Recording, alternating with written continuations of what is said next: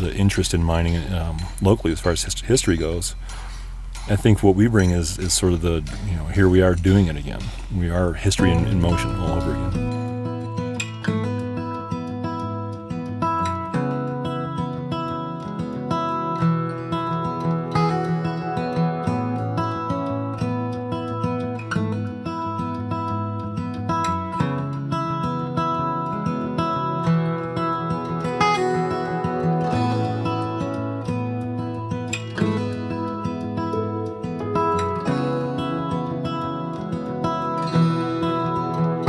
Settlement started out, and they waited for the weather to break. Whether it was springtime, they were coming out, waiting for the summertime to be able to get up into the mountains. And John Gregory was an explorer, exploring Central City, and he'd seen the Gregory vein, and so he'd staked the Gregory vein, named after him, obviously, the Gregory diggings. That was the very first lode claim staked in the Kansas Territory prior to Colorado being a state.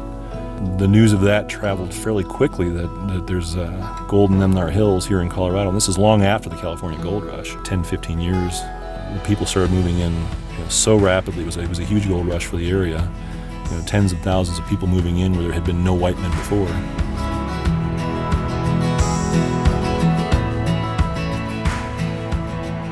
And this was a time when Central City, there was no Central City other than Native American presence in the area.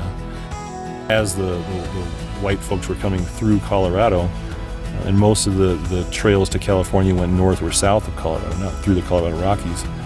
So Colorado, the Front Range, had been fairly unexplored.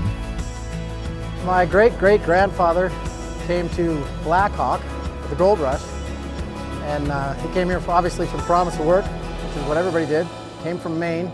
Well, they discovered gold in Black Hawk May 6, 1859. There's a monument right below the Red Dolly Casino at the very place they discovered it. When he came here, he married his wife, Katie Carr, and they had 3 sons, Harry, who's my great-grandfather, Osgood, and Edward. And they were teamsters, hauling equipment to the mines around the area. I don't know, one thing led to another, and we're all still here. Folks are back here in Colorado coming through and exploring, looking for gold in the mountains because they always associated mountains with gold. Russell Party had come out and established a settlement in Cherry Creek. The city of Aurora was one of the first cities. An encampment there at the confluence of a couple of the streams there, where Denver is now. My great-grandfather's side of the family was one of the homesteaders in a little town of Radium back in the 1880s, and they got their start in Leadville, working in the mines. My grandfather had been working in the mining industry, and so did my father. Third that I know of, possibly 4th generation miner from northern Idaho, the Coeur d'Alene mining district. As we start producing gold and as we start succeeding there, make Central City proud of us, make Black Hawk proud of us. Black Hawk, the city of mills, we have the last fully functionable, a lot of work to go there, but we've got the last full mill there with all the equipment there, in what is regarded as the city of mills. Black Hawk self-identifies as the city of mills. Well, we have that last full, complete mill.